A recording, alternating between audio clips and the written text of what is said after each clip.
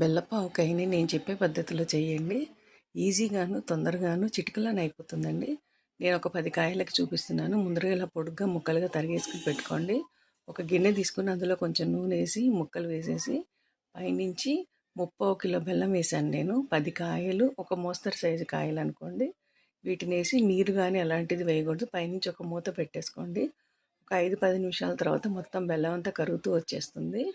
ఈ ఈ ఆవకాయకి ఎండలో పెట్టాల్సిన అవసరం కానీ ఏమీ లేదండి. ఇది కొంచెం పాకల్లాగా అయిపోయి మొత్తం బెల్లం కరిగిపోయి బాగా చల్లారిన తర్వాత ఇందులో 1.5 కప్పు ఉప్పు వేసుకోవాలి. కారం దీనికి ఎక్కువగా కారం పట్టదు. ఇది కొంచెం కారం తినేవాళ్ళు ఉంటే కనుక వేసుకోవచ్చు. దానికి సరిపడానే కారం కూడా వేసుకోవాలి. 1.5 కప్పు. ఇందులోనే అరకప్పు ఆవపిండి వేసుకోవాలి. ఆవపిండి ఎక్కువగా వేసుకోకర్లేదండి. దీనికి మెంతిపిండి 2 చెంచాలు మెంతిపిండి వేసుకోండి. వేసుకొని బాగా కలిపేసుకోండి. ఇందులోను కలిపేసుకున్న తర్వాత దీనిలోకి మెయిన్గా వేసేది ఏంటంటే తిరగమూత వేసుకోవాలండి. దీనికి తిరగమూత వేసుకుని తిరగమూత కోసం బాండీ పెట్టేసుకోండి.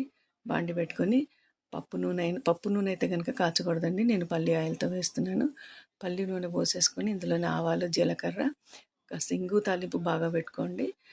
వెల్లుల్లిపాయలు కావాల్సిన వాళ్ళు వెల్లుల్లిపాయలు వేసుకోవచ్చు. ఈ బెల్లపావకాయ దోశల్లోకి, చపాతీలోకి చాలా బాగుంటుందండి. ఇది బయటే ఉంచుకోవచ్చు. మీరు ఏ ఫ్రిడ్జ్లోనూ కూడా పెట్టుకోకర్లేదు. నచ్చిందా? లైక్ చేయండి, షేర్ చేయండి, కామెంట్ చేయండి. ఈ ఇట్లాంటి ఈ బెల్లపావకాయని థ్యాంక్ యూ ఫర్ వాచింగ్.